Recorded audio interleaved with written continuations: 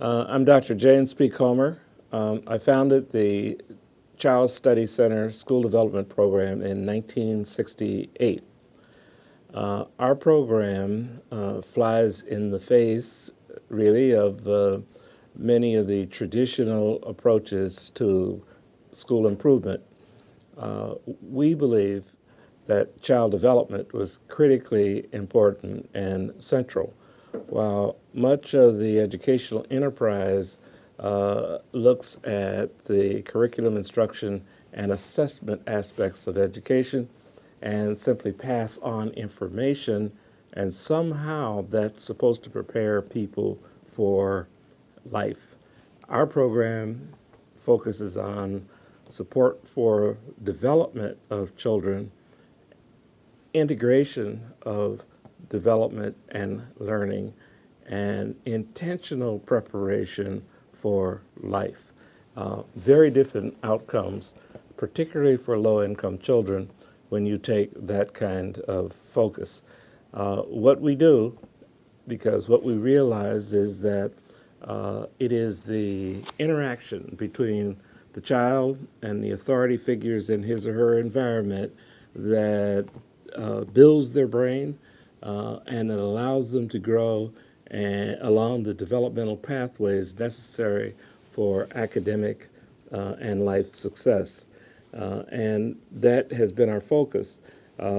We start and we've worked with K through 12, and we focus primarily on elementary school, and we try to give children the kinds of experiences they will need that will stimulate their thinking, help them gain all of the social skills necessary to be successful, and it motivates them to want to be successful, and they take responsibility for their own learning.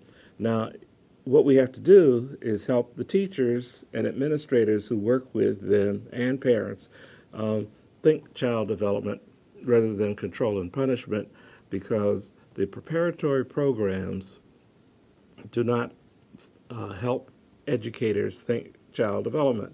So it's no fault of the educators themselves. It's simply not a part of their training and preparation. And so what we do is to help them think child development, develop the capacities to apply it in school in the way they structure the entire building, the way they structure the interactions of various groups within the buildings, and they own it after they understand the principles and what it is we're trying to do. They're the ones who make the changes and develop the program and carry out the program. And that sense of ownership and the ability to create programs that improve the development of the children, not by controlling and punishing them, but by helping them develop skills and capacities necessary to function well. The children then are motivated to succeed on their own. And this has been much more successful. And we've had schools that have gone from last to first in their district.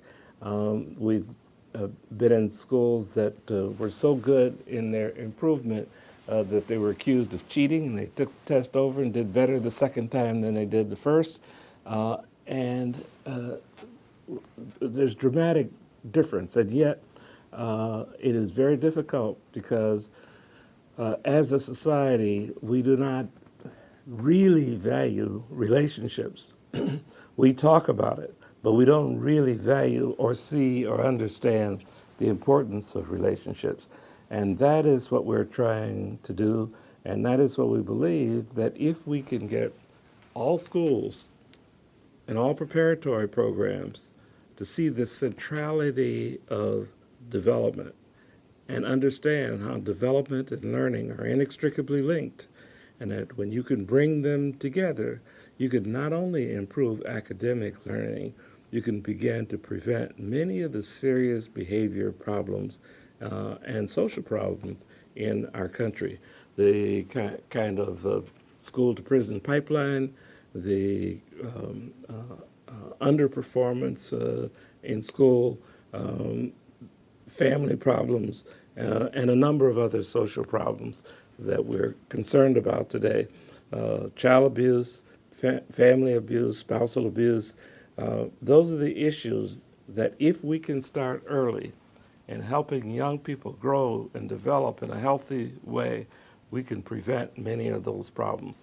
The school has a major opportunity to make it better for all children and for the country by applying the principles of child and adolescent development.